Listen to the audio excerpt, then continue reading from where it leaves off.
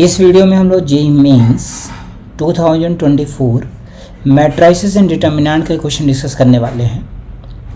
Friends, जो Feb 1 का paper हुआ था ये काफ़ी ज़्यादा टफ था, इसमें मैक्सिमम क्वेश्चंस टफ थे, बट ये वाला क्वेश्चन इसमें बहुत ही आसान था। तो चलिए ज़रा इस वाले क्वेश्चन को देखें। यहाँ पे सबसे पहले आपको टर्म्स का मतलब मालूम होना चाहिए।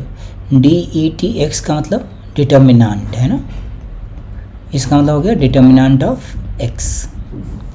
दूसरा, एक हमारे पास प्रॉपर्टी होती है,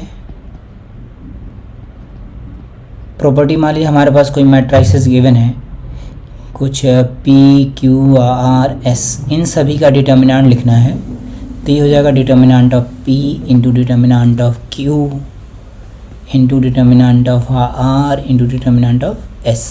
ऐसा कब हो सकता है? जब ये सारे स्क्वायर मैट्रिसेस हैं, सेम ऑर्डर के हैं।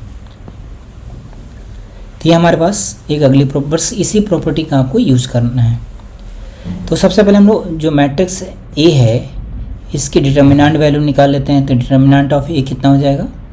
√2 इंटू √2 माइनस 1 इंटू 1 ये होता है, तो इसकी वैल्यू हो गई हमारे पास 3। डिटर्मिनेंट ऑफ B की वैल्यू निकाल लेते हैं, तो 1 इंटू 1 माइनस 0 इंटू 1 मतलब 1 हो गया। ये वैल्यू हमने लिख करके रख लिया।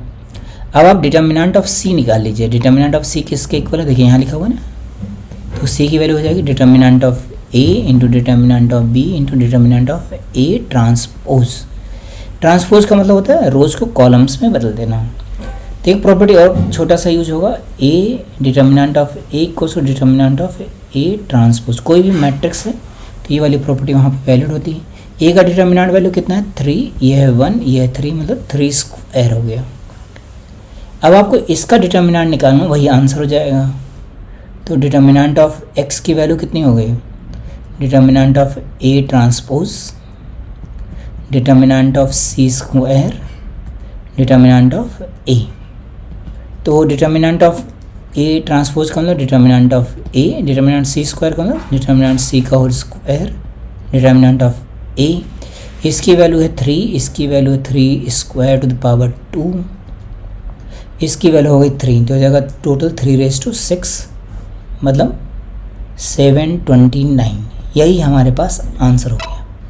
तो आपने देखा ना कितना इजी सा क्वेश्चन था ये। तो ये बस सिंपल सी प्रॉपर्टी थी, इसमें मेंस ने इस क्वेश्चन को पूछ रखा था, इसका बी ऑप्शन करेक्ट हो गया। आई होप आपको ये वीडियो समझ आया होगा फ्रेंड्स। ये प्रॉपर्टीज़ ध्यान में रखनी है और इसका मतलब ध्यान में रखना है। Okay, thank you friends.